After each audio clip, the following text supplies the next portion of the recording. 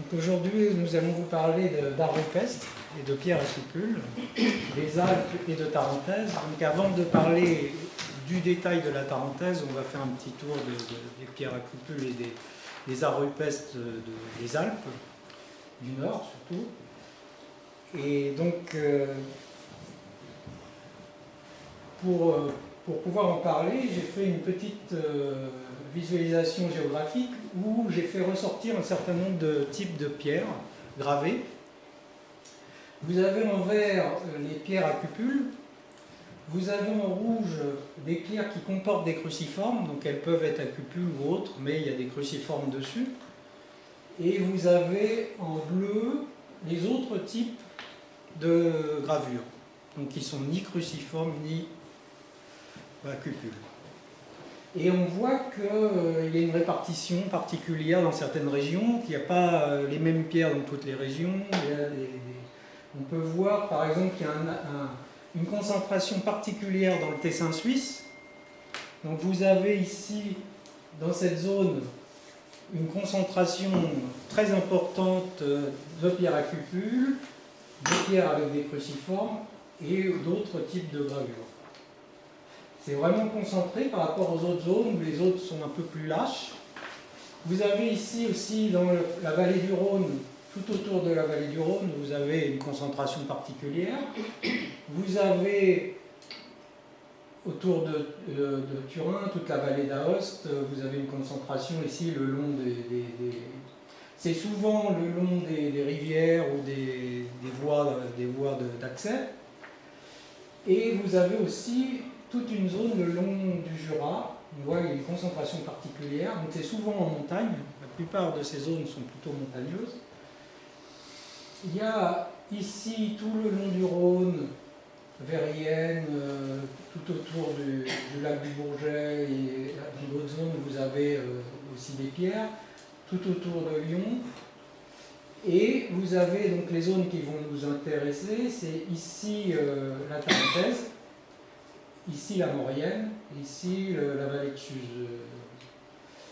On voit qu'il y a des particularités, des différences notables entre la Tarentaise et la Maurienne, c'est qu'il y a une concentration plus importante de gravures de diverses époques en Maurienne, donc qui ne comportent pas de cupules, mais on a aussi des pierres à cupules, mais elles sont noyées dans la quantité d'autres types de gravures.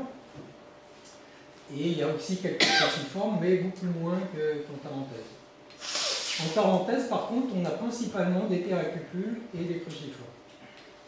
C'est dû en fait à des façons de vivre différentes, des utilisations de ces régions à des époques différentes. On a une concentration de gravures qui date plutôt de la fin de l'âge du bronze et de l'âge du fer, en Maurienne. On a aussi des gravures plus anciennes, mais qui sont moins visuelles, moins faciles à expliquer. Et donc les chercheurs se sont plus concentrés sur ces gravures plus tardives de l'âge du bronze et de l'âge du fer. En Tarentaise, on n'a pas du tout ce type de gravure, il y en a beaucoup moins. Et donc on voit plus ressortir les pierres à cupules et les cruciformes, comme on va le voir dans la conférence. Alors là, on s'est concentré sur la partie Alpes, mais ce type de gravure se rencontre aussi dans le Massif central. On peut en rencontrer un peu dans les Pyrénées, dans une certaine partie des Pyrénées, un peu en Espagne, nord de l'Espagne. On peut en trouver aussi en Île-de-France, sud de l'Île-de-France, et dans différentes régions. Il y en a aussi quelques-unes en Corse. Mais c'est une concentration quand même particulière de la partie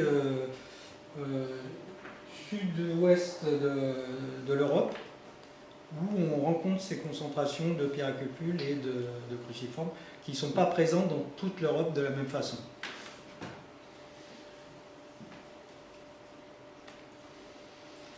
Alors qu'est-ce que c'est qu'une pierre à cupules? Donc là on a deux exemples. Un exemple qui est dans la région, qui est à Champagny, sur la route entre Champagny et T'incave, un ancien chemin qui est plus très pratiqué, que Michel, quand il nous a emmenés, des fois on avait du mal à trouver le tracé. Et là, on a un exemple de pierre à cupules qu'on appelle anthropique.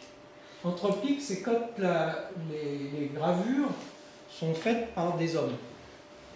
Alors, c'est pas toujours simple à différencier anthropique, pas anthropique, parce que vous avez des pierres qui peuvent être à cupules et qui peuvent être des cupules naturelles. Donc il faut arriver à reconnaître, alors c'est l'expérience, c'est l'habitude, c'est la façon dont elles sont réparties, c'est les particularités de ces gravures qui peuvent nous faire différencier ces deux types de gravures. Alors là, on a un cas particulier, c'est à Anglane, à côté de Faverges, en Haute-Savoie, où on a une pierre qui semble naturelle, mais on a une particularité, c'est qu'on a un pédiforme avec talon, ce qui est assez rare, et on est incapable de dire si c'est naturel ou si c'est artificiel. On ne sait pas le différencier. En sachant que dans la même zone, on a retrouvé des haches en cuivre dans une pierre proche, qui était coincée dans une pierre proche. Donc on sait qu'à l'époque de la fin du néolithique, cette zone était fréquentée, c'est en pleine forêt, il n'y a pas de chemin, voilà. Mais on est incapable de dire si ça a été utilisé ou pour une raison ou une autre. Donc on a deux types, c'est les naturels et les anthropiques, celles qui ont été creusées. Et là, on voit un peu les stricts creusements qui sont un peu différents quand c'est naturel. On va faire un petit tour des pierres des régions proches. Donc ici, on a l'avant-pays savoyard, on a l'Ain, on a une pierre ici qui est dans l'Ain, une pierre ici qui est à Bilaine, dans une vigne. On voit le dessus, on voit les pierres à cupules qui apparaissent. On en a ici à Charvez, à Albin. C'est la pierre d'Albin qui est très connue là-bas. Et ici, on a des pierres qui sont dans le Chablais. Alors là, c'est des cupules plus grosses, plus importantes. Donc on voit qu'il y en a un peu partout en Savoie, mais il y a une zone, comme on a vu, il y a quand même dans la Haute-Savoie une zone où il y a un blanc où on n'a quasiment rien trouvé. Alors ça dépend bien sûr des chercheurs, de leur façon de chercher, mais il y a des zones où vraiment on n'en trouve pas, même en cherchant. Là, c'était quelques pierres de la région de Tarentaise et de Maurienne.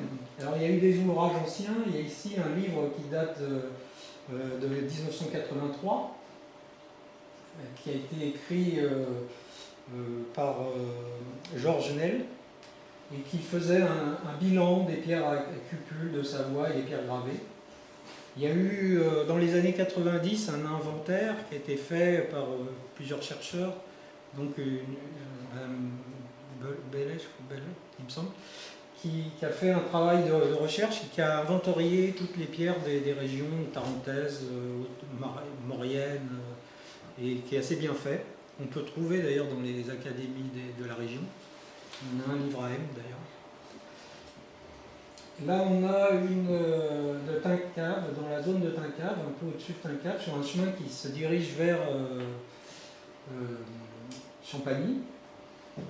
Et on voit que les pierres sont souvent dans des zones assez particulières, où on a une vue particulière, assez dégagée, et des vues qui donnent sur des vallées importantes, et parfois sur des montagnes. Là, ici, on a la pierre de Chantelouve qui est en Maurienne. La Maurienne, il y a des pierres très très intéressantes, des pierres à pied, des pierres comme celle-là. Il n'y a pas que des gravures de l'âge du bronze, on a aussi des pierres à cupules. Et ici, c'est une pierre qui se trouve à Fesson-sur-Isère, près du château. Il y en a deux dans le secteur.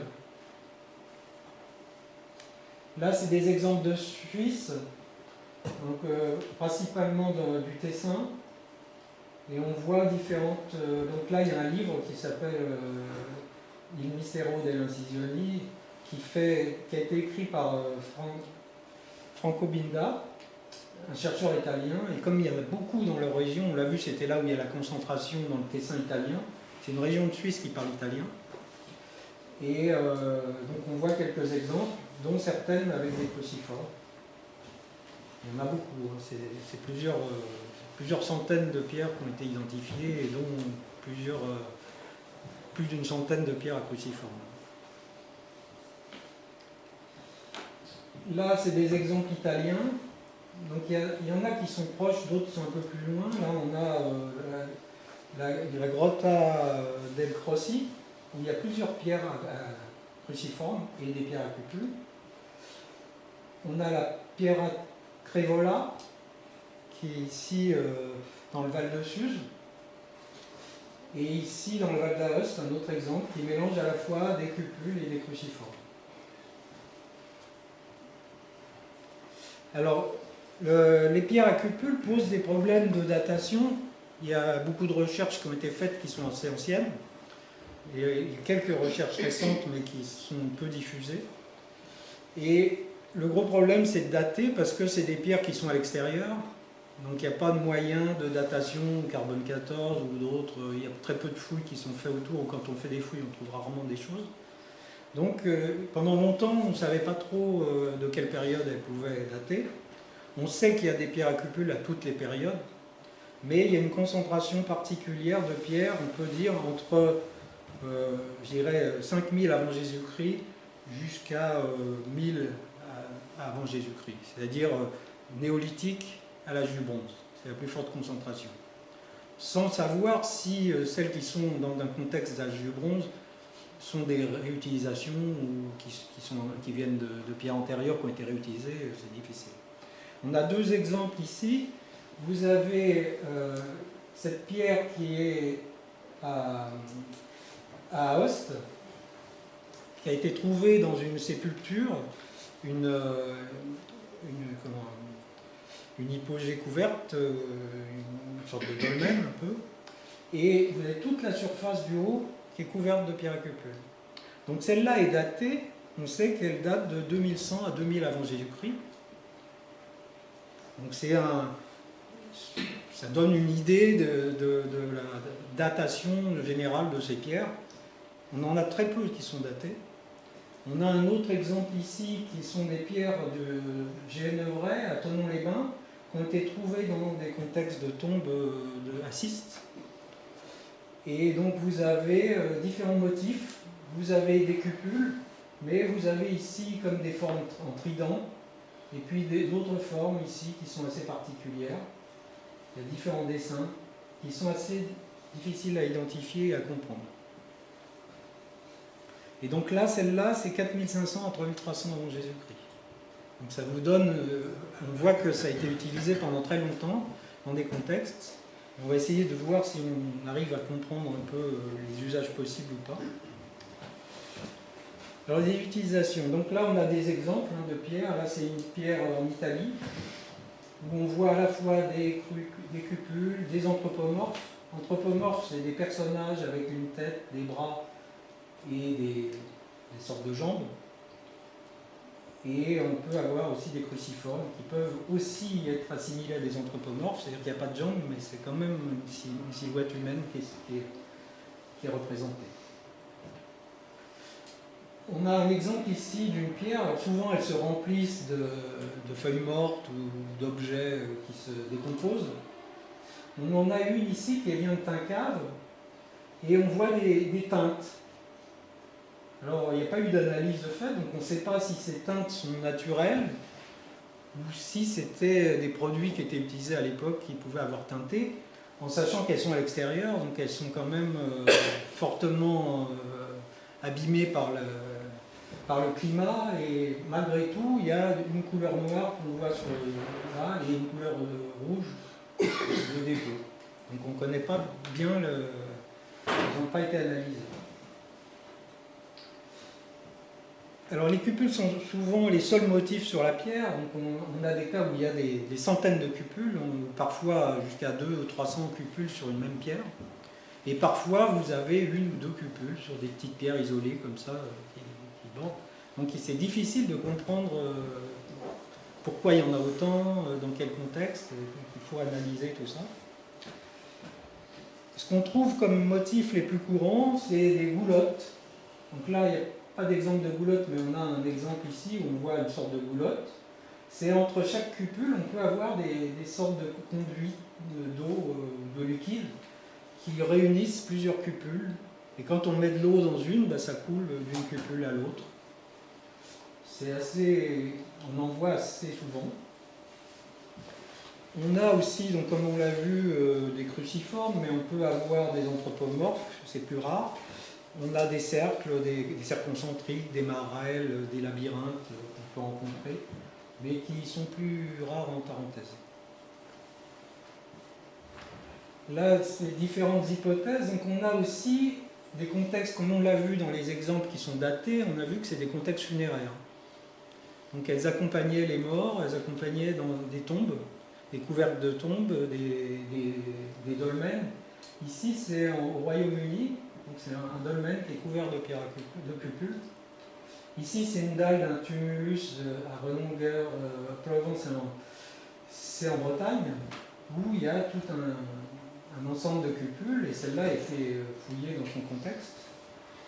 On a ici un dolmen dans les Pyrénées, donc c'est au col de la Lieusa. C'est un dolmen sur lequel on a à la fois des cupules et des cruciformes. C'est toute la partie haute du dolmen qui est gravée. On a la même chose ici, on voit que sur certains dolmens, il y a il peut y avoir un lien avec des contextes de tombes ou de culte pour des décédés ou des choses comme ça. On a encore du mal à comprendre parce que c'est pas tout le temps. La plupart, celles qu'on trouve ici en parenthèse, ne sont pas forcément associées, on n'a pas trouvé d'association avec des tombes ou des choses comme ça. Là, on va voir des contextes qui sont dans d'autres régions, dans d'autres pays. C'est en Crète, on a ce qu'on appelle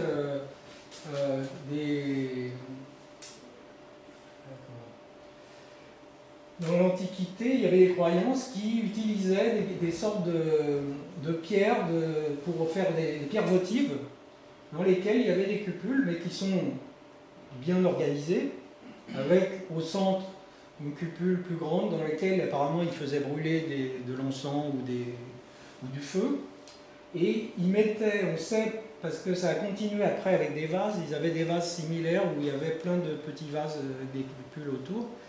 Et on sait qu'ils faisaient des dépôts de farine, de différents ingrédients. Ça pouvait être de la laine de mouton, ça pouvait être des pois cassés, des choses comme ça. Donc ils déposaient dans ces cupules et ils faisaient des dons qu'on appelle, comment dire, non sanglants, c'est-à-dire que ce n'étaient pas des sacrifices, ce n'étaient pas des choses, c'était qu'ils faisaient des dons comme ça à des entités, on sait pas, on pense que c'était à des déesses ou à des dieux. Et on sait que dans la même région, on a des pierres qui sont beaucoup moins organisées qui existaient auparavant.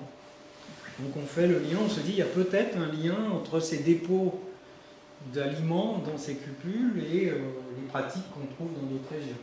On a le même exemple ici en Sardaigne, où on retrouve un peu le même dessin, et donc on peut penser que peut-être il y avait des échanges entre la Sardaigne et la Crète à certaines périodes. C'est beaucoup plus tardif que les pierres à cupules qu'on rencontre chez vous. Et on a ici, qui pourrait le faire penser, c'est la pierre de taille qui est de Tignes, où on a aussi un alignement de cupules et un cercle au milieu. Mais ça pourrait très bien être simplement une pierre de moulin qui a été retravaillée, usée, et dans laquelle on a fait des choses. Donc ça n'a peut-être pas de rapport. On a des usages qui sont connus, comme ici, ces pierres à cupules-là, c'est des pierres qui sont utilisées et qui servent dans des mines de cuivre au tout début de l'âge du bronze et du début du cuivre, donc à la fin du néolithique, et elles servaient à broyer le minerai. Donc l'action de broyage du minerai crée des cupules qui sont assez proches dans la forme, dans le style des cupules qu'on connaît dans nos régions. Alors il y a plein d'autres exemples, mais là je n'ai pas le temps de tout détailler. on retrouve ici la fameuse pierre qui est à Thinquave, où il y a plusieurs cupules et il y a aussi des motifs arciformes, et différents motifs. Et on voit que c'était probablement un point de surveillance, un point où les gens se plaçaient à certaines périodes, soit pour des raisons de chasse, soit pour des raisons de voir ce qui se passait dans le secteur, voir l'arrivée d'ennemis ou de choses comme ça. Bon, il n'y avait pas grand monde à l'époque, donc les ennemis, on n'avait peut-être pas le temps de les... On était surpris quand on voyait quelqu'un, c'était assez rare. Et on se dit que c'est peut-être aussi des lieux où ils se posaient à certains moments, peut-être à certaines heures, où ils revenaient régulièrement. Donc il pouvait y avoir des pratiques qui n'étaient pas votives, mais qui étaient des pratiques simplement alimentaires, ou pour broyer du blé, ou broyer des différents aliments, des noix, des choses comme ça. Ils pouvaient avoir fait à certains endroits de façon régulière où ils passaient tout le temps. C'est un peu la zone de pique-nique de l'époque, peut-être. C'est des suppositions, c'est des hypothèses. Alors là, on va voir la pierre de Fesson. J'ai l'impression que j'ai raté quelque chose. Oui, voilà. Je reviens un peu avant parce que j'ai dû passer cette partie-là. Ici, donc à Bozelle, pas très loin d'ici, on est passé à côté, on a été voir une pierre qui n'est pas très loin de ce site. Il y a le site du Chanet des Pierres qui a été fouillé il y a pendant une dizaine d'années à peu près, à côté du moulin de Bozelle, du village, le hameau qui s'appelle le moulin de Bozelle. Il a été occupé, donc le site a été fouillé, il a été occupé de moins 4600 à moins 2800. Et c'était donc des personnes qui passaient là et qui restaient peut-être quelques mois ou quelques semaines dans ce site. Et ils ont trouvé aussi une stèle anthropomorphe. J'ai pas beaucoup d'informations, j'ai pas réussi à avoir d'informations détaillées sur cette stèle. Mais on voit qu'il y a des pratiques. Et là, on a cet après-midi été voir une pierre qu'on verra plus loin, qui est dans un site proche, qui correspond à peu près au même style de lieu, qui est à 500 mètres, 1000 mètres de là à peu près. On a donc dans toute la Tarentaise, on a fouillé, les archéologues ont fouillé de nombreux sites qui datent des périodes qui vont du néolithique jusqu'à l'âge du bronze et un peu de l'âge du fer, mais principalement âge du bronze et néolithique. Et on en a au-dessus de Bourg-Saint-Maurice, on en a à côté d'Elme, on en a à Fontaine-les-Puits, on a des tombes dans la vallée des Bellevilles, on a plusieurs tombes à plusieurs endroits. Donc on sait qu'il y a un contexte d'occupation de cette région entre 4005 et la fin de l'âge du bronze. On sait que dans toute cette période, il y avait des habitants réguliers et qui, pour certains, devaient y vivre à l'année, en grande partie. On a ici une vue, alors on ne voit pas bien en détail parce qu'en vert vous avez les pierres à cupules, mais on ne les voit pas bien parce qu'elles ne ressortent pas trop sur le truc, mais on voit les zones où elles sont, on voit que c'est le long des vallées, et c'est principalement sur les adrets, et parfois aussi dans les zones minières, qui sont connues pour avoir été des zones minières dans des époques reculées. Et on voit que sur le nombre, il y a quand même beaucoup de pierres cruciformes qui sont aussi dans les mêmes secteurs. Ce qu'il faut comprendre, c'est qu'à l'époque, ça devait être compliqué de voyager dans le fond des vallées. Et les vallées étaient boisées avec des forêts assez denses. Et ça devait être assez compliqué. Et ils avaient besoin aussi de chaleur, parce qu'ils n'avaient pas détenu, ils n'avaient pas d'anorak. Donc il fallait qu'ils soient dans des zones ensoleillées. Donc ils privilégiaient pour se déplacer certaines zones. Et les pierres à cupules permettent on en a trouvé tellement dans les régions qu'on arrive à comprendre à peu près les zones dans lesquelles ils se déplaçaient.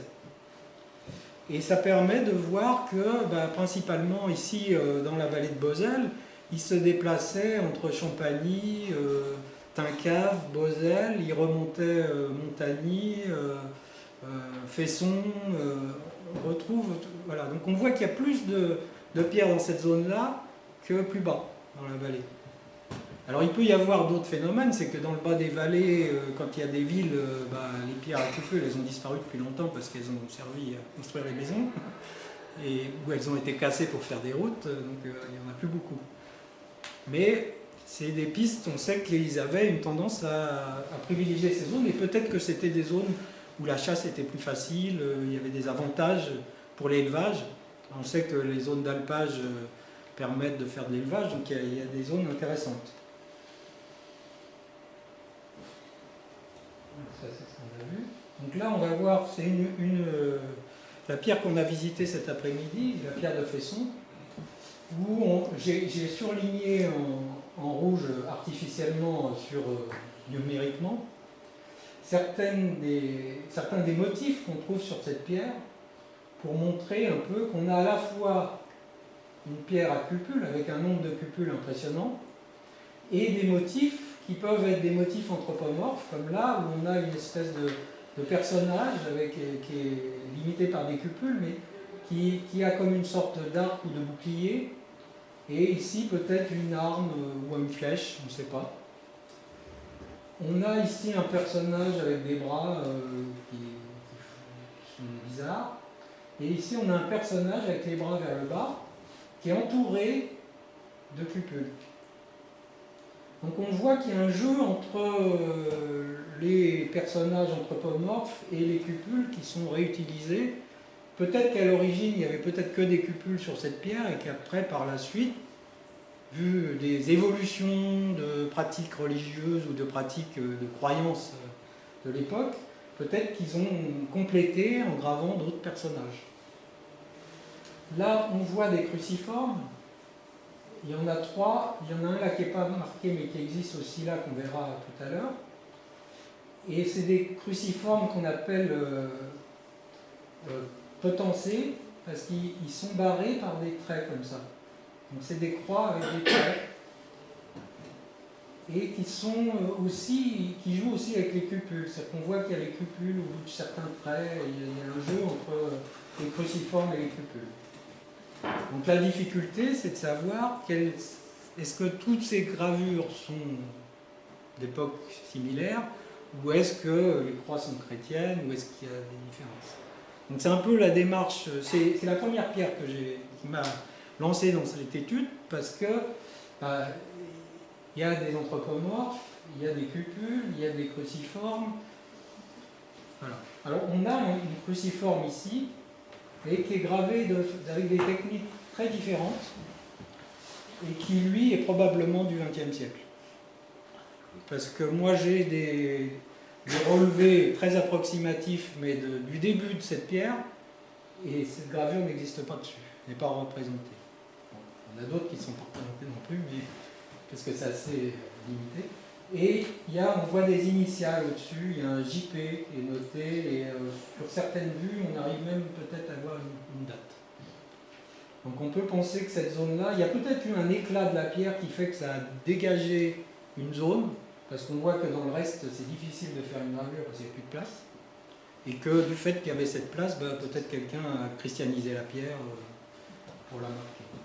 C'est une pierre qui a été découverte dans les années 70, mais qui était probablement connue par les gens locaux au moins depuis plus de 50 ou 100 ans avant, parce qu'on n'a pas de texte qui en parle, mais il y a des indices qui laissent entendre qu'elle était connue. Et c'est donc un des personnages importants d'ici, c'est M. Udry, qui a été voir cette pierre, qui a été appelé par les gens de Fesson, et c'est lui qui a inventorié cette pierre, donc pour l'Académie de Val d'Isère, de la Val d'Isère. On a un autre motif un peu curieux, c'est une espèce de cercle autour de cupules, qui nous fait penser à un crâne, mais c'est vraiment notre imagination à nous. On ne sait pas du tout ce que ça pouvait faire penser aux gens qui l'ont fait. C'est assez curieux. Alors là, on va voir une vue justement de cette pierre. C'est une photo qui est beaucoup plus ancienne, qui est du début de la découverte, qui est affiché dans le musée de la Val d'Isère, dans un cadre. Et on peut voir ici une autre croix potencée, de même façon, qui rappelle les trois autres. Et on voit d'autres cruciformes qui apparaissent, qu'on ne voit pas sur la pierre, qu'on ne voit plus sur la pierre, et qu'on ne voit plus sur les photos récentes qu'on a faites, qui sont pourtant de qualité.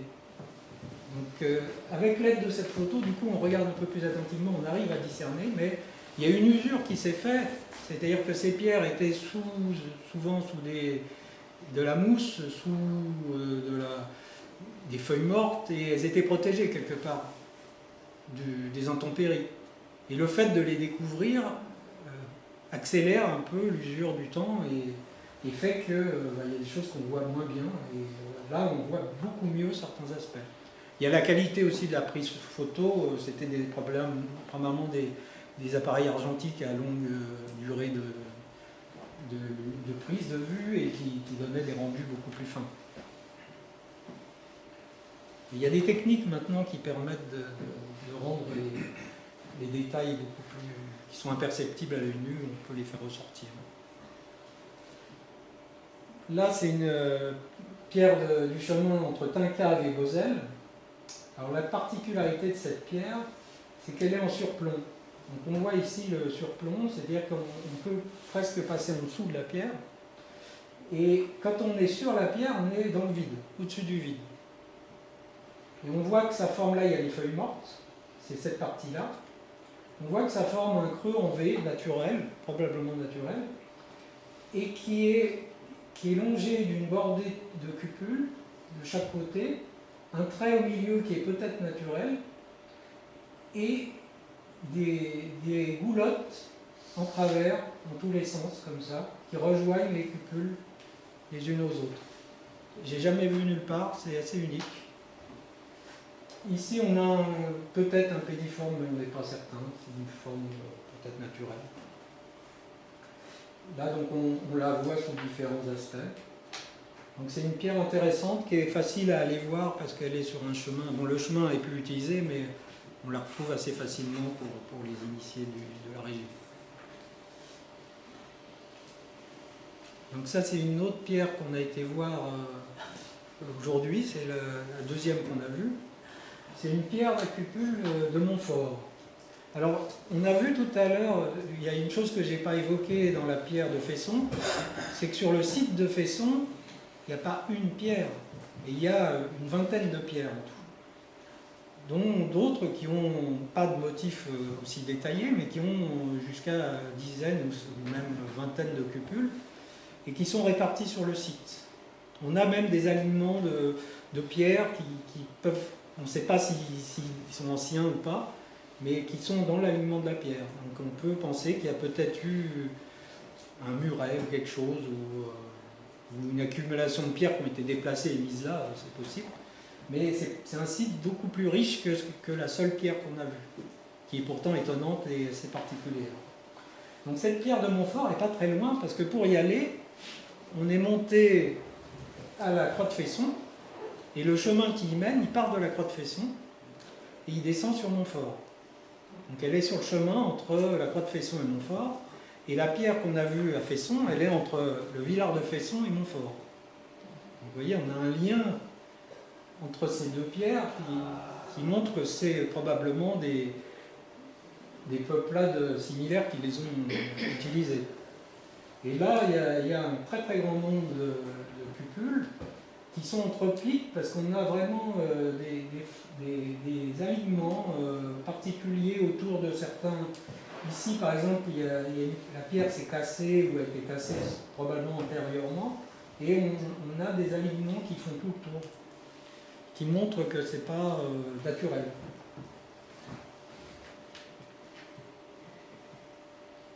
On a une pierre un peu similaire qui se trouve sur le même versant, mais plus loin, au-dessus à Mâcon, dans la région de Mâcon.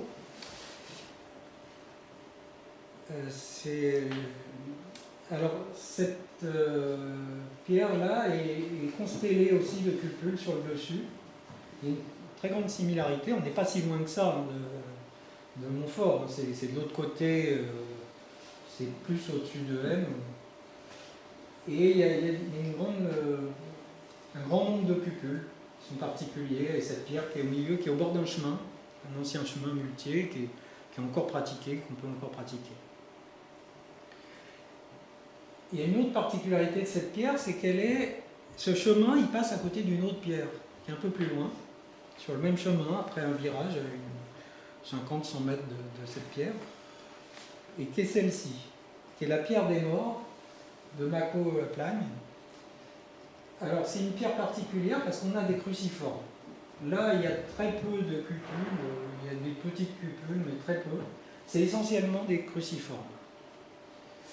Et on voit sur un ancien relevé que ces cruciformes comportent aussi des formes en arc, qu'on appelle arciformes. Donc on a un mélange de cruciformes et d'arciformes. Il y a des légendes qui tournent autour de cette pierre. Les légendes connues dans le secteur, il y en a deux. Il y a une légende qui prétend que c'est soit à cause d'une maladie ou d'une guerre, qu'il y a eu beaucoup de morts dans la région et qu'on a gravé ces croix pour rappeler les morts de la région. Et une autre qui est une pierre des morts, qui est un usage qui se faisait dans certaines régions, c'est qu'on descendait les morts à travers un certain chemin et on avait besoin de les poser sur une pierre et que c'était la pierre des morts et qu'à chaque fois qu'on posait un mort, on faisait une croix. Mais quand on voit le nombre de croix et le secteur où c'est et le peu de monde qu'il y a dans ce secteur-là, ça fait beaucoup de monde. Donc il y a un usage particulier qui est différent de celui qu'on a vu sur la pierre de Fesson et il y a la proximité de cette autre pierre, qui est une pierre à cupule. Donc on se dit, est-ce qu'il y a un lien entre ces cruciformes et éventuellement cette autre pierre à cupule? Alors les arciformes ont souvent été appelés arbalétiformes parce que ça fait penser à l'arbalète, et comme on pensait que c'était chrétien, et comme on pense toujours, beaucoup pensent que c'est chrétien, c'était à l'époque de l'arbalète, donc on a assimilé l'arbalète et la croix, et on a représenté ça. Mais moi je les différencie en les appelant arciformes, parce que il y a effectivement des gravures arbalétiformes, qu'on retrouve en Cerdagne, qu'on retrouve dans d'autres endroits, qui sont du Moyen-Âge ou de périodes postérieures, mais on trouve aussi des peintures où il y a des arciformes à des périodes antérieures. Donc il faut bien faire la différence. Une autre pierre que Michel nous a emmené voir cet après-midi, c'est la dernière qu'on a vue, c'est une pierre au pied. Donc les pierres au pied, il y en existe beaucoup en Maurienne, des très belles. Et là, il y en a une en Tarentaise, il y en a d'autres dans d'autres régions, il y en a aussi à côté d'Albertville, à Cléry, il y en a une, mais qui est moins impressionnante. Et celle-là, on voit, il y a beaucoup de pédiformes qui sont gravés, et cette pierre, elle est légèrement en pente, c'est-à-dire qu'on ne peut pas se poser sur l'endroit où il y a les pédiformes. C'est-à-dire qu'ils sont légèrement en pente, si on met les pieds dans le sens du pédiforme, on glisse. Hein. Donc on a du mal à penser qu'ils ont posé les deux pieds et qu'ils ont fait le tour, parce qu'il fallait qu'ils soient tenus par quelqu'un, c'est un peu compliqué. Et la particularité de cette pierre, c'est d'être à moins d'1 kilomètre du site du Chêne des Pierres qui a été fouillé et qui date de 4500 à 3800. Donc voilà. On sait que nous, sur le Chêne des Pierres, on a vu quelques pierres à cupules, pas beaucoup. Et dans certaines descriptions des articles, ils en ont parlé, mais on n'a pas autant d'exemples. Et c'est dans un contexte similaire, c'est un même type d'amas de rocher qu'au Chêne des Pierres. Là, c'est une autre. Donc, quand on est à Fesson et qu'on voit la vallée, ou quand on est à la croix de Fesson, on voit la vallée qui va sur Bourg, sur M, et on voit Saint-Marcel. Et donc, en face, ici, vous voyez cette pierre. Si vous êtes ici, vous êtes là où il y a la pierre de Montfort et près de la pierre de Fesson. Une autre particularité, c'est que quand vous êtes à la pierre de Fesson, en face, vous avez la vallée des Bellevilles, et dans la vallée des Bellevilles, vous avez, comment ça s'appelle, Fontaine-le-Puy. la Fontaine-le-Puy, j'ai toujours du mal à regarder le nom. Vous avez la Fontaine-le-Puy où on a trouvé dans une cave d'une maison en construction, en rénovation, on a trouvé 2 tombes assistes, ou disons des tombes qui ont été datées de la fin du néolithique. Donc on avait une vue sur cette vallée et on a une vue sur ce village qui se trouve en face, qui est aussi du néolithique. Et on sait que la vallée de Belleville a été utilisée à de nombreuses époques comme passage entre la Tarentaise et la Maurienne, peut-être pour amener du sel ou amener d'autres choses entre les deux vallées. Parce qu'on a des tombes anciennes sur tout le haut de la vallée de Belleville.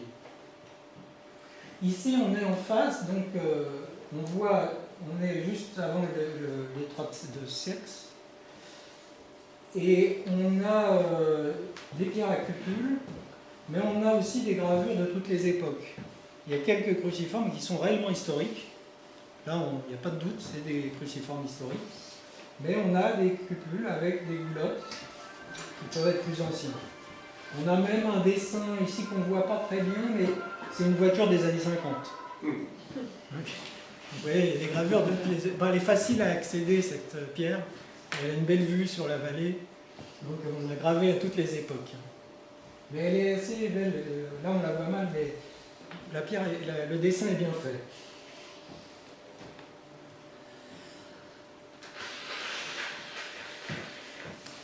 Ici, on retrouve une pierre qui est à Sainte-Foy, en Tarentaise, au Cré-Serru. On est à 2125 mètres d'altitude et on a plusieurs blocs qui sont proches, sur lesquels on a des cruciformes. Toujours la même question, est-ce chrétien, est-ce antérieur? Là, c'est la pierre de Tignes, du Chevril, et on a un ensemble complexe où on a à la fois des cruciformes, des goulottes, des cupules, des arciformes, des croix cantonnées. On associe un peu tous les types de cruciformes qu'on a vus dans la vallée, sur la même pierre. On a aussi des dates historiques, on voit ici, quelques gravures historiques, parce que les gens, quand ils rencontrent des pierres gravées, ils ont tendance à graver aussi. Je suis passé par là. Et donc on a des formes plus curieuses. Ici, on a une forme un peu qui peut rappeler certaines stèles anciennes.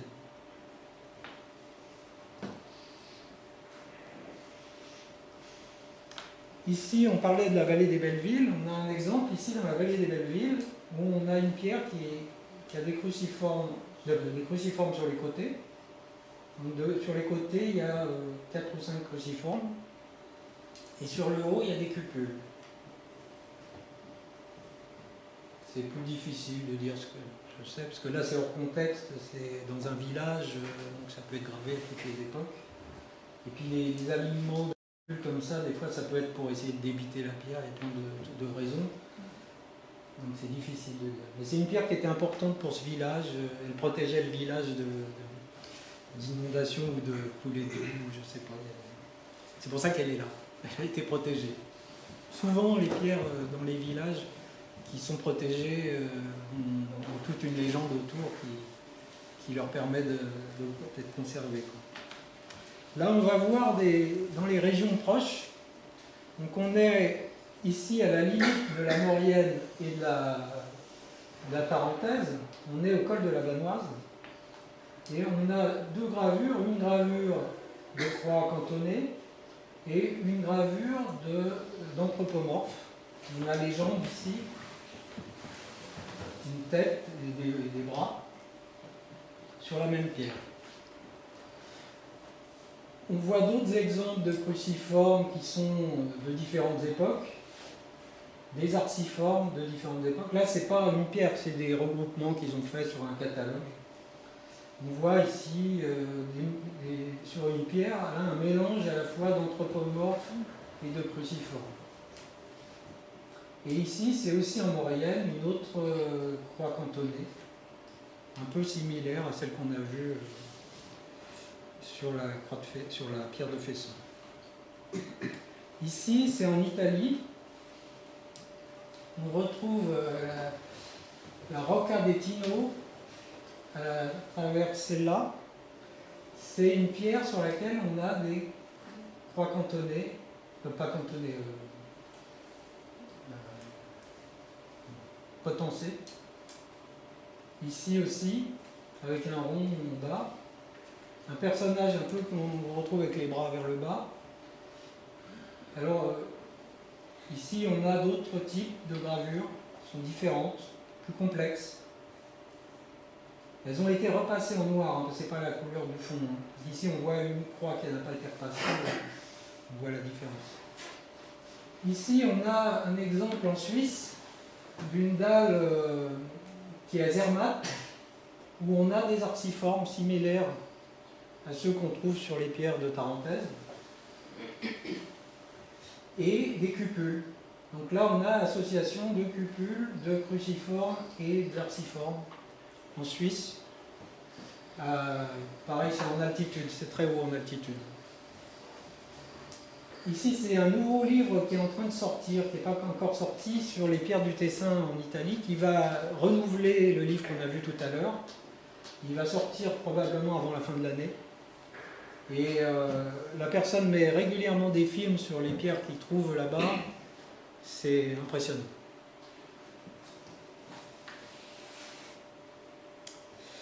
Là, on voit les différents types de cruciformes. Donc on a vu qu'il y a des cruciformes qu'on appelle solaires, qu'on a très peu dans notre région, mais qui sont présents dans d'autres régions et à d'autres périodes. Ce qu'on appelle cruciformes solaires, c'est des cruciformes qui ont une taille égale des croix, des bras des croix. Donc il y a plusieurs sortes, les croix grecques, croix potencées, svatica, croix cantonnée. Une cantonnée, c'est quand il y a des points. Et la croix solaire classique. Et il y a une proximité entre la croix cantonnée et la rosa camuna qu'on retrouve en Italie, dans certaines régions d'Italie. Et qu'on trouve ailleurs d'ailleurs. Elles ont un avantage pour la datation, ces croix-là, c'est qu'on les retrouve aussi sur des céramiques, sur des bijoux qui sont datables. Donc on sait que ces types de croix, pour la plupart, existaient déjà à la fin du néolithique et à l'âge du bronze. Mais elles existent aussi aux périodes historiques. Parce que la svatica a continué à être utilisée aux périodes historiques, même par les chrétiens. La croix cantonnée est utilisée à toutes les époques. Et les croix potencées aussi, principalement aux périodes historiques. Mais on sait que donc, ça permet de dire que ces croix-là existaient aussi avant. Et donc, quand on en trouve sur des rochers, elles ne sont pas forcément historiques. Il faut voir le contexte du rocher et le contexte d'utilisation du lieu de passage, des choses comme ça. On a ici ce qu'on appelle les cruciformes anthropomorphes. C'est les cruciformes qui ont une forme plus allongée, soit des croix standards, comme ici, soit des croix cupulées, avec des cupules à chaque bout, il peut y avoir une cupule au milieu, ou des fois il n'y en a que certaines parties. Et ici, on a les croix cantonnées, potencées, j'ai toujours du mal à installer là, les croix potencées qui sont avec des... Ça, c'est celle qu'on a vue tout à l'heure en Italie. Les arciformes existent à différentes époques et on a des exemples de cavités ornées de peintures rupestres qui utilisent des arciformes et qui utilisent certains cruciformes. donc qui eux sont plus facilement datables parce qu'ils sont c'est de la peinture, donc il y a des ingrédients qui ont été utilisés. Et ici, il y a un dernier cas qui est très compliqué, qui est ce qu'on appelle les croix à socle. Pendant très longtemps, j'ai pensé que c'était impossible qu'il y ait des croix à socle à la préhistoire.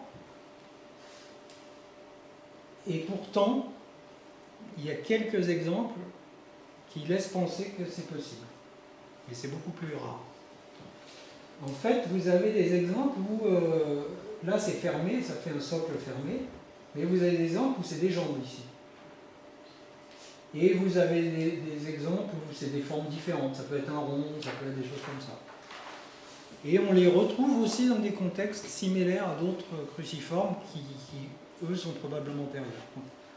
On ne peut pas affirmer que c'est antérieur à la période chrétienne, mais il y a beaucoup de contextes, beaucoup d'indices qui laissent penser qu'une partie d'entre eux, et une partie importante, notamment ceux de la Tarentaise, sont probablement antérieurs à la période historique.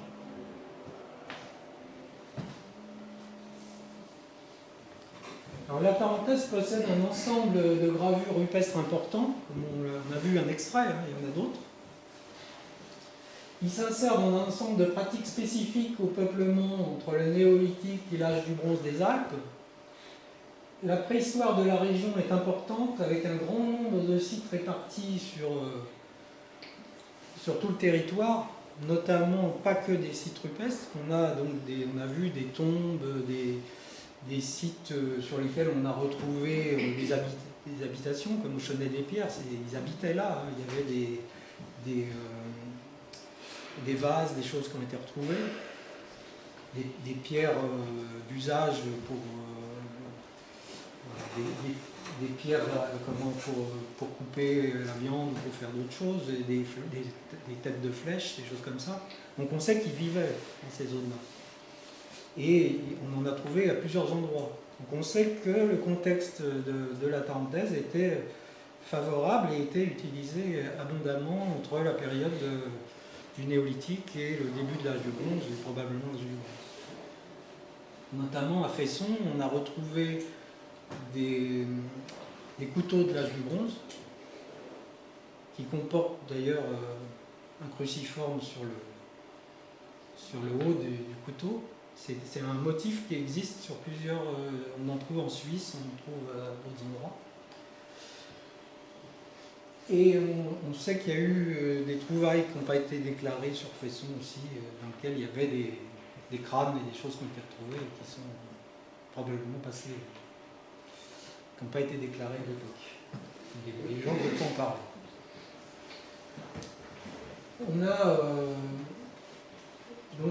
On a vu que c'était dans des emplacements remarquables. Tous les gens, Michel pourra le confirmer, qui visitent ces sites et qui voient ces pierres, surtout les pierres sur lesquelles il y a de nombreuses cupules, de nombreuses représentations, cupules ou croix, ou cruciformes, on voit que c'est des sites particuliers avec un paysage vraiment particulier. On peut parler d'un paysage sacré, parce qu'elles sont vraiment... on ressent la même chose quand nous on est sur place, on ressent ce paysage, on sent qu'il y avait quelque chose à cet endroit-là de particulier.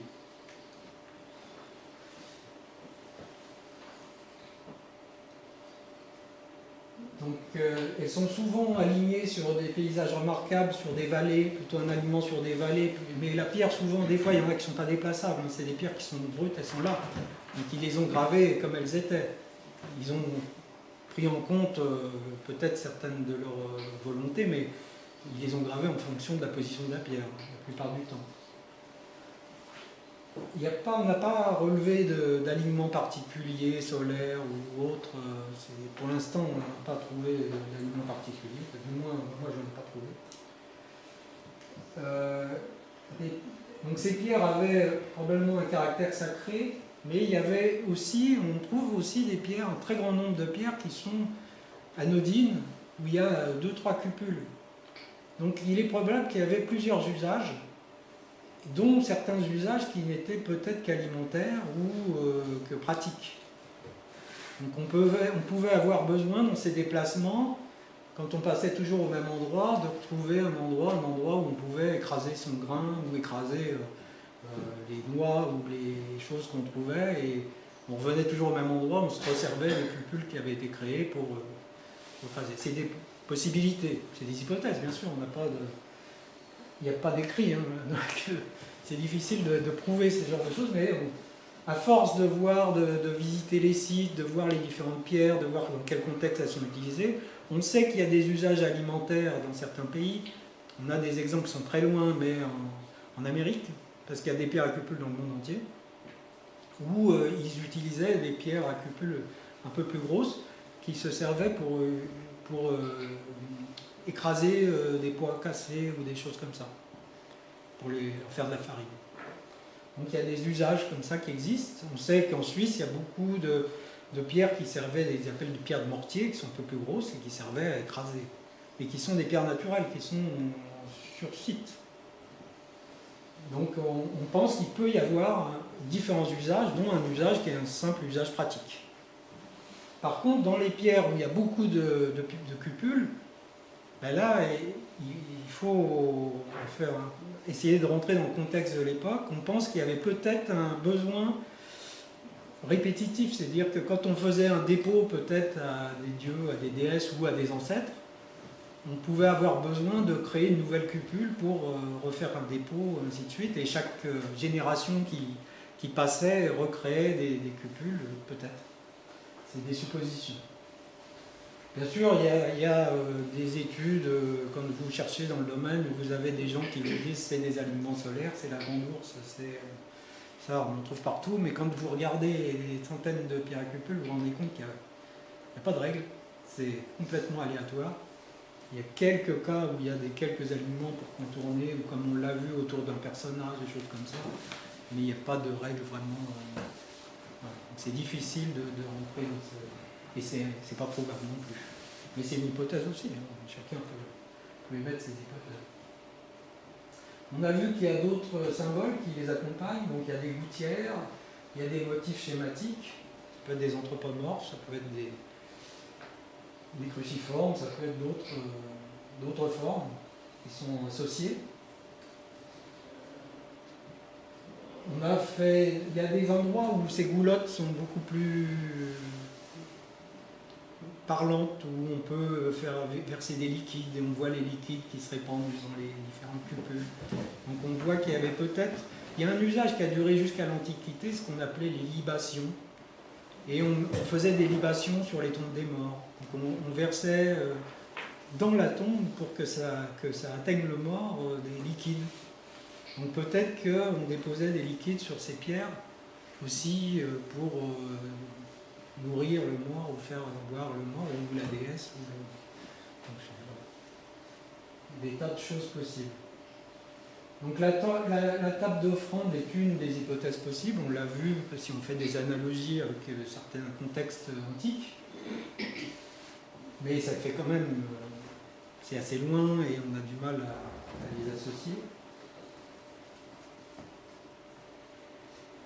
Elles sont très présentes en Tarentaise et on a vu qu'elles nous enseignent des choses sur les zones privilégiées des peuplades de ces époques, leur façon de vivre, où ils aimaient vivre, où se trouvait leur chemin.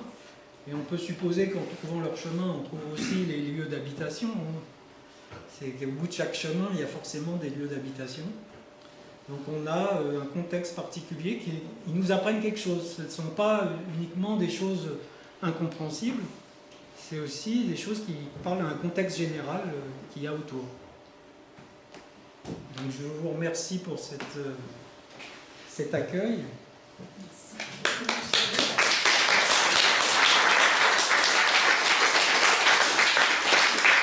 Il y a un petit fascicule sur les pierres à cupules. Il n'y a pas tout ce que vous avez retrouvé, mais c'est plus sur les pierres à cupules. C'est pour ceux que ça intéresse, qui veulent en savoir un peu plus. Vous pouvez retrouver aussi sur internet, vous tapez pierre à cupules Tarentaise et vous trouvez soit mon site, soit celui de Michel, qui a des photos, un grand nombre de photos. Et il vous présente toutes les pierres à cupules de la région. Donc vous avez d'autres qu'on n'a pas vu ici, que vous pourrez voir. Il y a souvent des explications sur leur lieu, et puis après il faut nous contacter éventuellement si vous voulez des détails, si vous voulez vous rendre à un endroit pour vous aider à les retrouver, parce que c'est pas évident. Est-ce que Michel, est-ce qu'il est là, non? Tu veux dire quelque chose sur tes recherches que tu fais dans la région et le contexte? Comment tu as trouvé certaines de ces pierres, comme la pierre au pied? C'est une trouvaille récente, donc explique un peu. Viens ici, viens ici. Oui, oui. On prend des pourvus. Viens jusqu'ici. J'ai eu le privilège dans ma jeunesse d'être un élève de l'abus hydrique. J'ai passé quelques années à Saint-Paul. Il a dû blesser quelques jeunes. Et je m'intéresse un petit peu à l'histoire, et puis effectivement les pierres à cupules, c'est un peu par hasard. Le hasard, le fait d'en trouver une, de la découvrir, d'aller en chercher d'autres, et puis au fur et à mesure, effectivement, d'accumuler un peu une expérience pour les trouver, comme beaucoup d'autres personnes ici même, hein, tout ça. Donc en fait, au cours de mes pérégrinations dans la montagne, je photographiais les pierres, je m'y suis habitué, après j'ai travaillé un petit peu sur le site de Moselle. Jérôme Bray, Pierre Jérôme. Avec Pierre Jérôme Bray. Et Pierre Jérôme Bray, actuellement, depuis 2 ans, il a été chargé par le conservatoire du département de refaire l'inventaire des pierres à cupules, parce que l'inventaire officiel, le dernier inventaire officiel, remontait à 1914. Alors, à l'époque, c'était écrit, c'était assez sommaire, hein, puisqu'on disait qu'il y avait une pierre à tel endroit, à l'est de tel, bon, à l'orée de la forêt, mais l'orée de la forêt n'est plus au même endroit aujourd'hui. Et donc, il a été chargé pour refaire cet inventaire, pour refaire cet inventaire, mais aujourd'hui, il est fait de manière numérique, selon les moyens mis à disposition par le département. Ça va pas aussi vite qu'on voudrait. Mais on fait quand même ce travail, c'est-à-dire que depuis 2 ans, je vais sur les différents sites, à la fois pour géolocaliser précisément ces pierres, les photographier, les documenter, retrouver des pierres qui avaient été signalées, mais dont on n'a plus la trace. Généralement, il y a beaucoup de mousse, il y a beaucoup effectivement de feuilles mortes. C'est parfois compliqué, parfois j'y passe du temps, mais je suis tranquille, je suis à la retraite, j'ai tout mon temps. Puis c'est toujours un plaisir à l'occasion de redécouvrir des pierres. Et puis, le hasard fait aussi qu'on les trouve en les cherchant. Et donc le hasard a fait que j'en ai trouvé un certain nombre depuis, certaines qui ont été montrées là, précisément par la curiosité, parce qu'avec l'habitude, il y a des sites, quand je passe dans certains endroits, je me dis là il doit y avoir quelque chose, la forme d'une pierre, sa position. Donc je ne manque pas d'aller gratter un petit peu pour regarder ce qu'il y a dessous, et le hasard fait parfois bien les choses. Mais je ne suis pas du tout spécialiste dans la matière. Je m'intéresse à l'histoire, j'assiste des gens qui connaissent, et bon, pour moi c'est simplement un plaisir à la fois de randonner et de découvrir, et puis d'apporter un peu de connaissances, de retrouver certains éléments de connaissance, parce qu'effectivement, comme le disait Pascal, on se rend compte que, quand je disais j'ai un peu du nez parfois pour les retrouver, parce que je me rends compte que c'est souvent des points de passage, d'ici jusqu'à Tignes, etc. Bon, il y a plein d'endroits où je passe, où je retrouve des pierres, en plus des gravures de berger, parce qu'il y en a beaucoup, et que l'on relève également, parce que c'est intéressant. Donc on s'aperçoit qu'il y avait un certain cheminement, que les gens passaient à certains endroits. Pourquoi? Je ne sais pas le dire aujourd'hui. Est-ce que les vallées étaient encombrées encore par de la glace? Est-ce que c'était plus facile en haut? Est-ce que c'était plus sûr en haut? Que c'était plus chaud sans doute? Même si on sait qu'au néolithique, il y avait 2 degrés de plus qu'aujourd'hui. Hein. Peut-être que le type d'arbre était peut-être plus facile à permettre une meilleure circulation. De résineux à l'époque. Mais bon, on s'aperçoit qu'il y a effectivement des circuits, et quand on est sur ces circuits, on a refait des routes là où les gens passaient avant, hein, on n'a pas inventé la poudre. Hein. Les centres des animaux qui passent par le travers, c'est celle qu'on utilise. Il y a plein de choses comme ça, toutes simples, hein, qui font qu'aujourd'hui on aperçoit. Mais c'est vrai que, d'une manière générale, quand on arrive sur des sites un peu dominants, ouvert sur la vallée, avec des rochers affleurants ou un beau massif qui est posé là, on ne sait pas trop pourquoi, ça vaut la peine d'aller regarder, parce qu'on voit des choses intéressantes.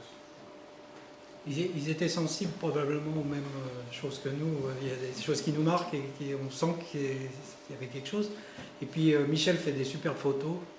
Ils sont remarquables parce qu'on voit des choses qu'on ne voit pas. Une petite anecdote, une pierre qu'on a à Champagny, c'est une pierre sur laquelle il y a une bonne quinzaine de cupules. Je ne sais pas trop pourquoi elle est là, parce qu'elle est dans un endroit relativement pentu.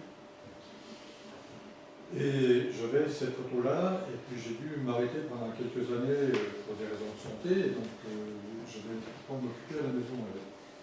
Je m'intéressais à l'époque à savoir si précisément avec les pierres à cupules, il n'y avait pas un lien avec précisément l'astrologie, des points de repère, des choses comme ça. Et j'avais ma photo, je l'ai mise sur mon ordinateur, j'avais pris la photo de la galaxie des Pléiades, parce qu'on sait que c'est une galaxie qu'on aperçoit au moment des récoltes, puisque là on est à cheval sur la période des chasseurs-cueilleurs et des premiers agriculteurs. Et je mettais ces deux photos-là, et en faisant mon dessin, comme le faisait Pascal tout à l'heure sur son révélateur, je faisais le dessin sur la pierre à cupules pour essayer de retrouver. Et j'étais un peu surpris parce que j'arrivais à trouver à peu près une concordance entre la galaxie des Pléiades et mon dessin. Donc je l'envoie à Madame Ballet à Chambéry, qui me dit, écoutez, la préhistoire ça m'intéresse, mais par contre l'astrologie je ne connais pas du tout. Je vous donne l'adresse d'un professeur du Collège de France à Paris. Il est passionné par ça et il va vous répondre tout de suite. Donc je lui envoie mon dossier avec mon dessin et mes explications. Et de fait, dans la semaine qui a suivi, il m'a répondu, il m'a dit effectivement, votre démonstration est intéressante. On retrouve bien le même dessin. À l'époque, au néolithique, la galaxie des Pléiades arrivait bien effectivement à l'automne, donc les choses se mariaient. Et il me dit, il n'y a qu'une chose qui me fait ne pas accepter la démonstration, c'est qu'en fait, ma photographie de la galaxie des Pléiades, c'était une photographie qui avait été prise au télescope. Il me dit, à l'œil nu, c'est impossible de voir tous ces détails. Le problème est voilà. Mais par contre, on fait des voyages dans le temps. C'est amusant parce qu'en fait, on se laisse prendre en jeu et on essaie de comprendre, effectivement, mais ce n'est pas l'échec qui nous arrête, c'est le plaisir de continuer à découvrir.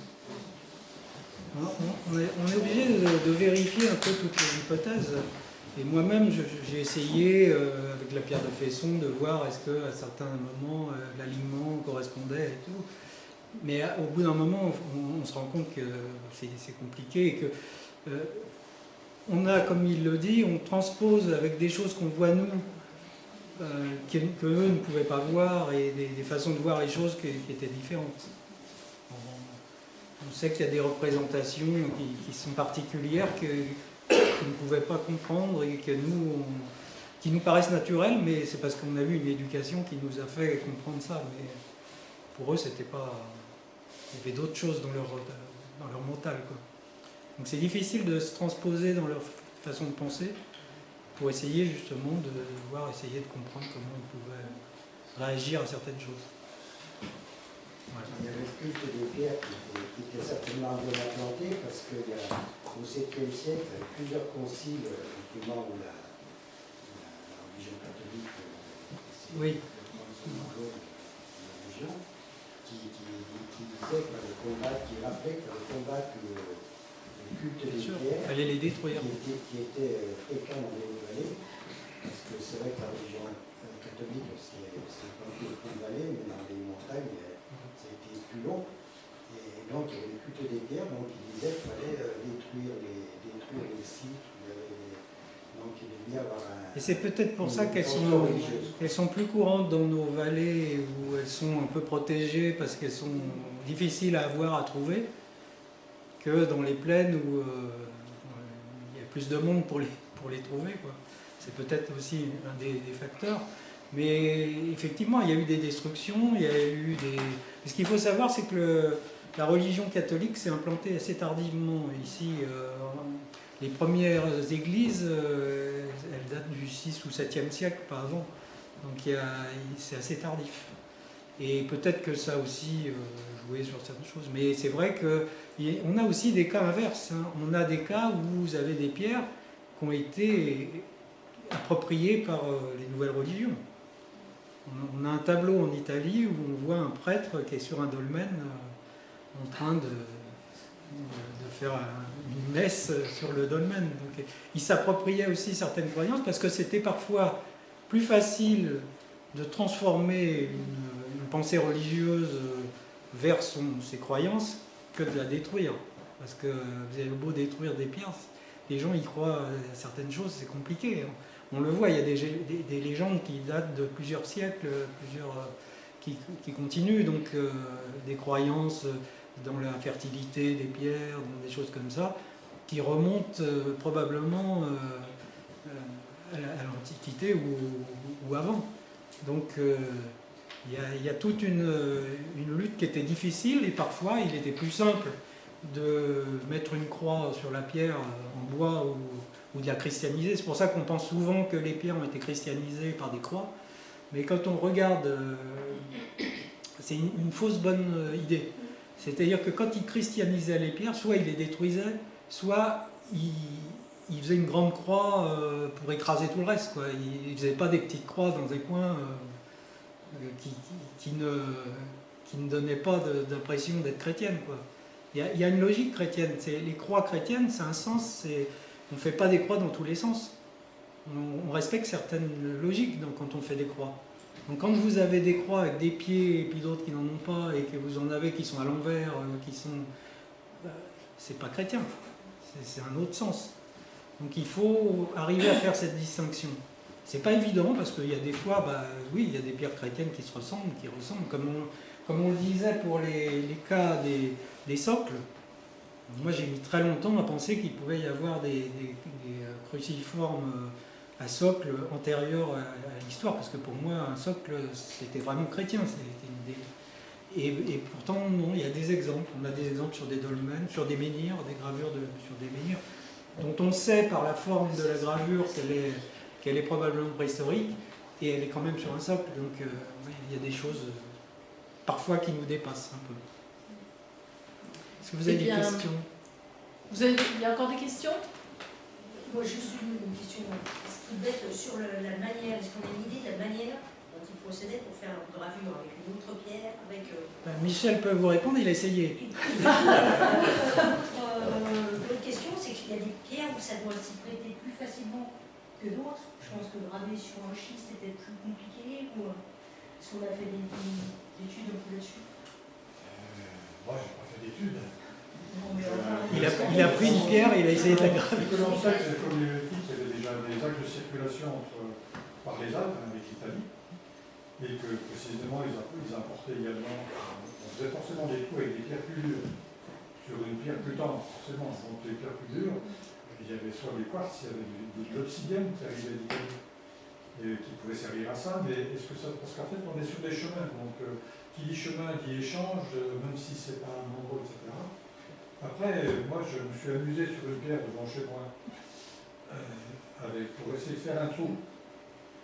Au bout d'un quart d'heure, j'ai arrêté, hein, parce que le trou, je voulais toujours rien apparaître. Donc, quand on imagine le temps qu'il faut pour réaliser ça, il fallait forcément que les gens soient sédentaires. À un moment, même si ce n'est pas toute l'année, il fallait rester quand même longtemps. Puis après, au fil des années, effectivement, il y a des choses qui se faisaient. Mais c'est très compliqué à faire. Il ne faut pas croire que ça se fait si simplement. Surtout les glacis à la limite. Alors, on fait la différence parce que parfois on trouve des pierres, on disait tiens, il y a une cupule, il faut se méfier, il y a certaines pierres qui sont forées. Parce qu'en fait, une pierre à cupule, ça fait comme un bol. Une cupule, ça fait un bol. Parce que le fait quand on tape avec une pierre, on vient forcément rondé comme ça. Parfois, quand on voit certains trous qui sont verticaux comme ça, on s'aperçoit tout de suite que ça a forcément été foré. Un minage ou un essai-minage ou quelque chose comme ça, parce que matériellement, on ne peut pas descendre profondément de manière verticale. Mais c'était forcément avec des pierres plus dures que les pierres sur lesquelles Alors, ce qu'il faut se rendre compte, c'est qu'on est à l'époque de la pierre polie, cette période du néolithique. Donc ils étaient capables de polir des pierres très dures. Ils étaient capables, pour certaines de ces pierres polies, ils étaient capables de scier la pierre avec des techniques de fil et de sable et de choses comme ça. Donc ils avaient des techniques pour creuser la pierre. Donc il y a des... Dès la haute antiquité, ils savaient faire ce qu'on appelle des pierrelaires, c'est-à-dire qu'ils savaient creuser des pierres pour faire des bols. Donc il y avait des techniques qui étaient utilisées, peut-être avec du sable et du frottement, des choses comme ça, qu'on ne sait plus faire, mais qui leur permettaient d'arriver à... Parce qu'il y a quand même, on a une impression de polissage à la fin. On voit que c'est circulaire, et on voit qu'il y a une action circulaire. Donc on sait aussi que dans certaines techniques qu'ils utilisaient, ils utilisaient du bois des fois, avec du sable ou des silices ou des choses comme ça, qu'ils étaient capables de creuser des choses comme ça. Donc ils avaient des techniques qu'on ne connaît pas ou qu'on n'imagine pas, mais qui leur permettaient de faire ça. Alors bien sûr, suivant les régions, vous avez des pierres qui sont plus faciles à creuser. Par exemple, en Île-de-France, ils ont du grès, et le grès, c'est un peu plus facile. Alors il y a différents types de grès, il y en a qui sont faciles, mais du coup, ceux qui sont faciles, ils ne résistent pas, hein. Ils sont vite usés. Mais vous avez des grès qui sont un peu plus faciles à creuser. Donc suivant les types de pierres, forcément ils choisissaient le type de pierre, et ils avaient des techniques que nous, on ne maîtrise plus actuellement. Peut-être pour compléter, en fait, il y a des différentes techniques de gravure. Vous parlez du sable, effectivement. Il y a beaucoup de roches qui créent leur propre sable, leur propre poudre abrasive. Donc quand on commence à creuser, on a une poudre abrasive qui se crée, la gravure va d'autant plus vite. Après, on reçoit des cupules, mais pour les autres gravures, il y a des techniques de percussion aussi. Oui. Donc il y a les gravures obtenues par polissage, effectivement, et puis il y a les gravures obtenues par piquetage. Piquetage avec des pierres, ou plus tard, avec du bronze, les arts et les métaux, on a des gravures qui, visiblement, sont faites avec des éléments métalliques. Justement, en fait, suivant les régions, vous avez des techniques de gravure, et suivant les époques, vous avez des techniques de gravure différentes. Et ça, ici, en Tarentaise, on sait qu'on a des gravures assez larges, et souvent arrondies. La finition est plutôt arrondie. Alors qu'au Montbégo ou dans certaines autres régions d'Italie, vous avez des gravures qui datent plus de l'âge du bronze et qui sont piquetées. Et là, c'est vraiment un aspect complètement différent. Et même en Maurienne, les gravures qui sont de l'âge du bronze sont faites avec des techniques de piquetage. Elles sont pas faites, elles sont beaucoup moins profondes, moins larges. Ici, on a vraiment des gravures, même qu'on retrouve sur les cruciformes aussi, on a des gravures assez larges et qui ont une forme un peu... ce qu'on retrouve dans la cupule quand elle est arrondie et qu'elle est finie, on le retrouve dans les autres, dans les goulottes et dans les trucs. On a cette finition un peu... où on perd ce piquetage. Le piquetage a disparu. Alors il est possible qu'au départ de l'action, il pique, mais à la fin, il y a un travail de polissage. Alors est-ce que c'est un polissage du haut temps à l'époque, je ne sais pas, mais il y a une technique différente suivant les époques, suivant les régions. Et donc il y a des gens qui travaillent là-dessus. Je pense qu'il y a des personnes qui connaissent bien ces... Alors, moi je ne suis pas archéologue, je fais des recherches pour comprendre, essayer de comprendre le sens, interpréter des choses. Mais il y a des archéologues qui cherchent dessus. Le problème, c'est que les pierres à cupules, c'est quelque chose qui est complexe, qui n'est pas facilement interprétable et facilement représentable au public. Donc les archéologues ont tendance à privilégier les gravures des périodes plus interprétables, plus faciles à comprendre. C'est-à-dire qu'on va plus facilement aller regarder les gravures qu'on trouve en Maurienne, où il y a des personnes avec des armes, des choses comme ça, ou des boutins, c'est plus parlant. Là, c'est difficile à comprendre, on n'a pas beaucoup d'explications. Donc c'est normal qu'eux, ils privilégient ces choses-là. Nous, on est là on essaye d'apporter un complément en faisant des recherches sur des sujets qu'ils n'auraient peut-être pas le temps de traiter de la même façon, et on montre d'autres approches. Eh bien, écoutez, l'heure avance. Je crois qu'on va s'arrêter là pour ce soir. En tout cas, grand merci pour cette...